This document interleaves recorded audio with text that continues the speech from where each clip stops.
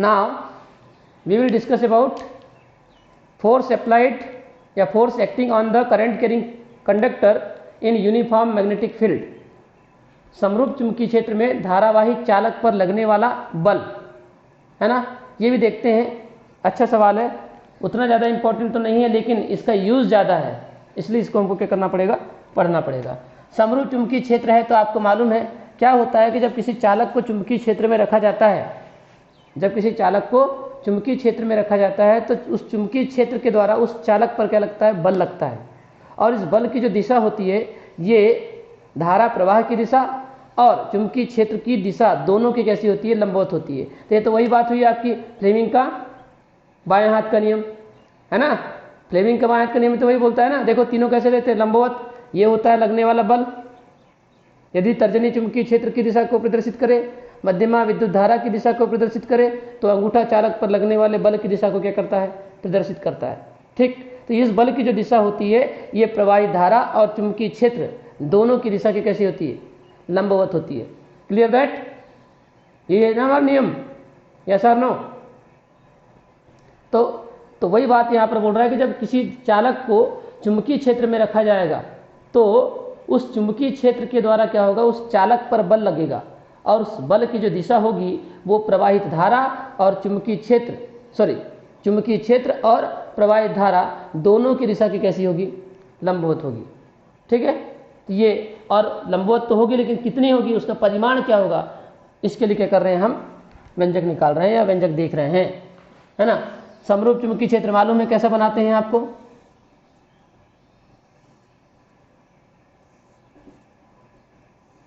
ये समरूप चुंबकीय क्षेत्र है, चुंबकीय क्षेत्र बी, ठीक है। और उस चुंबकीय क्षेत्र में एक चालक है ए बी एक चालक है जिसकी लंबाई कितनी है, एल है, लंबाई कितनी है इसकी, एल, और इसमें प्रवाहित धारा कितनी है, आई है। ठीक है, प्रवाहित धारा कितनी है, आई। अब इस चुंबकीय क्षेत्र के द्वारा इस पर एक बल लगेगा, तो ये बल जो है ये इस तरह से लंबवत लगा, ये बल F, जिसकी दिशा किसके किसके लंबवत है, चुंबकीय क्षेत्र की दिशा के भी लंबवत है और प्रवाहित धारा की भी दिशा की कैसी है, लंबवत है। क्लियर दैट, यस और नो। चित्रानुसार स्मॉल एल लंबाई का एक धारावाही चालक ए बी समरूप चुंबकीय क्षेत्र बी में क्षेत्र के साथ थीटा कोण बनाती हुई, ये देखिए ये चालक है और ये चुंबकीय क्षेत्र है, तो कितना कोण बनेगा, ये थीटा कोण बन गया। ठीक, तो क्षेत्र के साथ कैसे कितना कोण बनाते हुए स्थित है, बताइए, क्षेत्र के साथ कितना कोण बनाते हुए स्थित है, 90 डिग्री ने थीटा कोण, दिख नहीं रहा है, थीटा कोण बनाते हुए स्थित है। फोर्स लग रहा है चुंबकीय क्षेत्र के लंबवत, जो बल है ये बल जो है ये चुंबकीय क्षेत्र की कैसे लग रहा है, प्रत्येक लाइन चुंबकीय क्षेत्र की चुंबकीय बल रेखाएं जो है ना वो चुंबकीय क्षेत्र की तीव्रता की दिशा को प्रदर्शित करती हैं। हर लाइन चुंबकीय क्षेत्र की तीव्रता की दिशा को प्रदर्शित करती है और हर लाइन की दिशा सेम है, प्रत्येक लाइन की दिशा कैसी है, इक्वल है। देखिए इसकी भी इधर ही है, इधर है, इधर है, इधर है, मतलब थीटा यहाँ भी उतना ही बनेगा, यहाँ भी उतना ही बनेगा, यहाँ भी उतना ही बनेगा, यहाँ पर भी उतना ही बनेगा। क्लियर हो गई बात, यस और नो। क्या बोलेंगे थ्योरी में, शुरुआत में हम लिख देंगे जब किसी चालक को चुंबकीय क्षेत्र में रखा जाता है तो चुंबकीय क्षेत्र के द्वारा चालक पर एक बल कार्य करता है जिसकी दिशा फ्लेमिंग के बाएं हाथ के नियमानुसार प्रवाहित धारा और चुंबकीय क्षेत्र दोनों की दिशा की कैसी होती है, लंबवत होती है। फिर लिखेंगे चित्रानुसार, चित्र बनाने के बाद लिखेंगे चित्रानुसार स्मॉल एल लंबाई का एक धारावाही चालक ए बी समरूप चुंबकीय क्षेत्र बी में क्षेत्र के साथ थीटा कोण बनाते हुए स्थित है, तब चुंबकीय क्षेत्र के द्वारा इस धारावाही चालक पर लगने वाला बल, इस चुंबकीय क्षेत्र के द्वारा इस पर लगने वाला बल। अब ये जो बल है ना हम ऐसा याद नहीं रखेंगे, एक एक करके हम फिर से क्या करते हैं, जैसा आप लोगों ने ideal sine theta upon R square याद रखा था वैसे क्या करते हैं, आप पहले उत्तर याद कर लेते हैं। ठीक है, उत्तर याद कर लीजिए। तो उत्तर है आपका लगने वाला जो बल है F इज प्रोपोर्शनल टू है ILB sine theta, ILB sine theta, ILB sine theta, ILB sine theta, ऐसे 3 से 4 बार जब आप दोहराएंगे तो आपको I L B sine theta क्या हो जाएगा, याद हो जाएगा। हो गया क्या याद? बोलिए, बोलो, याद हुआ?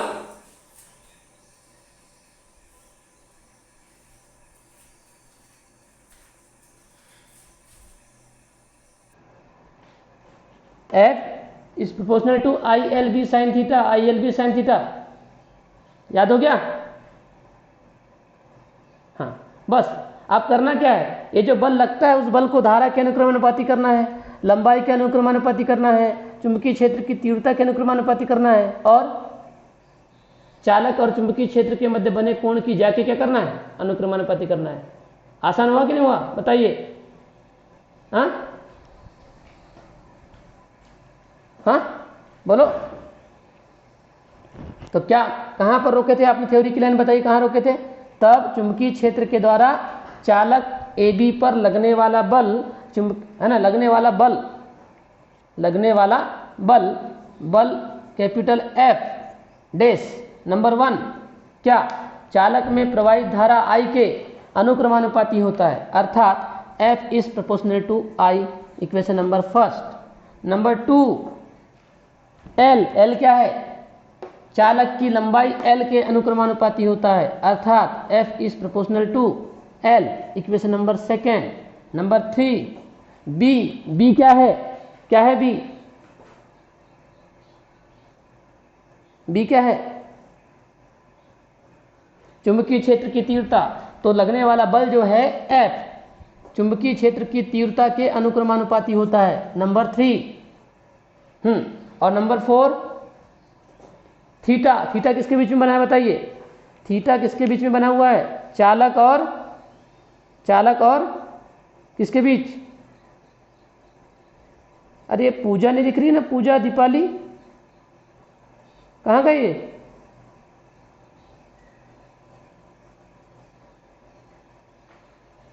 चालक और चुंबकीय क्षेत्र की, ये देखिए, ये चालक है और यह है चुंबकीय क्षेत्र, तो चालक और चुंबकीय क्षेत्र के मध्य बने कोण की ज्या के अनुक्रमानुपाती होता है, अर्थात F is proportional to sine theta, equation number 4। कोई समस्या बताइए लिखने में?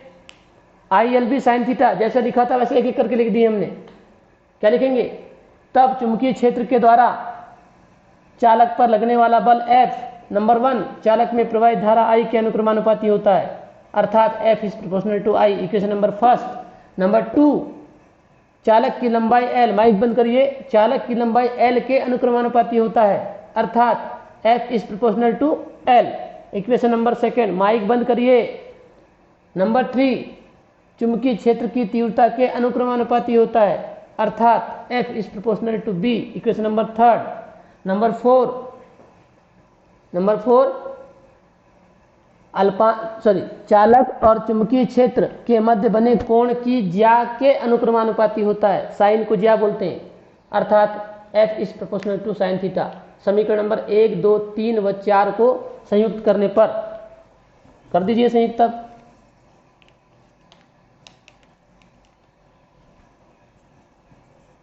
समीकरण 1, 2, 3 व 4 को संयुक्त करने पर, संयुक्त करेंगे तो क्या होगा? जैसा होता है वैसे ही होगा।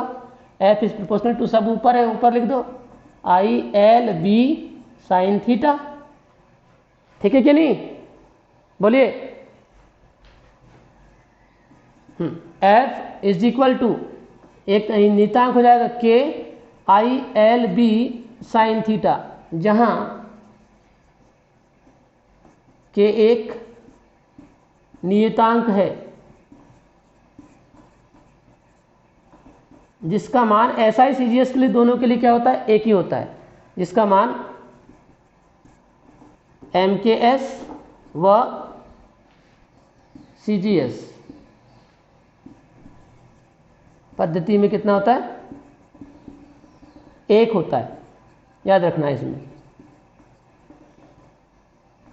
1 होता है। एम केस में बोले ऐसी पद्धति में कितना होता है? 1 होता है। दोनों में 1 होता है तो क्या आ जाएगा सूत्र बताइए? एफ इज इक्वल टू क्या हो जाएगा? के का मान 1 तो I L B sine theta. Clear that? ये हो जाएगा। अगर ऐसा ही पद्धति में बात करेंगे तो बल क्या हो जाएगा? बल का मात्रक क्या होगा? न्यूटन। और यदि सीजीएस पद्धति में होगा तो क्या होगा? बल का मात्रक क्या हो जाएगा? बोलिए, डाइन हो जाएगा, है ना। तो ये हो जाएगा F is equal to I L B sine theta. अब इसमें कंडीशन भी है। कंडीशन नंबर फर्स्ट, यदि चालक चुंबकीय क्षेत्र के समांतर हो तब कोण कितना बनेगा बताइए? थीटा इज इक्वल टू, चालक चुंबकीय क्षेत्र के समांतर हो, कोण कितना बनेगा? हाँ, थीटा इज इक्वल टू कितना बनेगा? ऐसा है चालक, अब ये चुंबकीय क्षेत्र के कैसे होगा? समांतर होगा, तो कितना कोण बनेगा?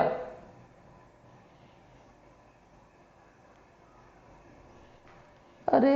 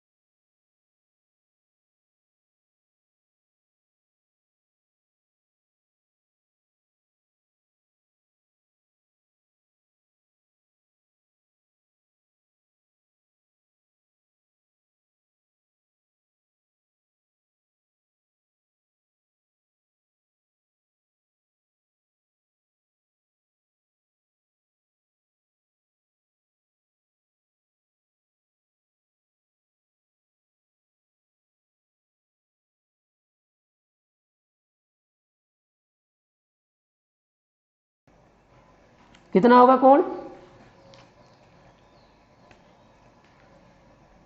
0 डिग्री। इसलिए F is equal to I L B sine 0। Sine 0 का मान कितना होता है? कितना होता है? बोलिए। साइन 0 का मान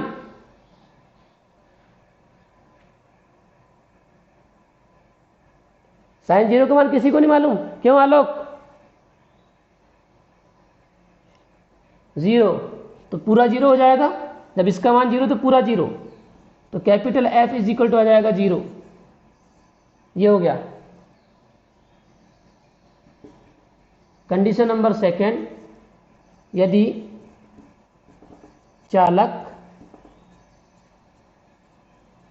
चुंबकीय क्षेत्र के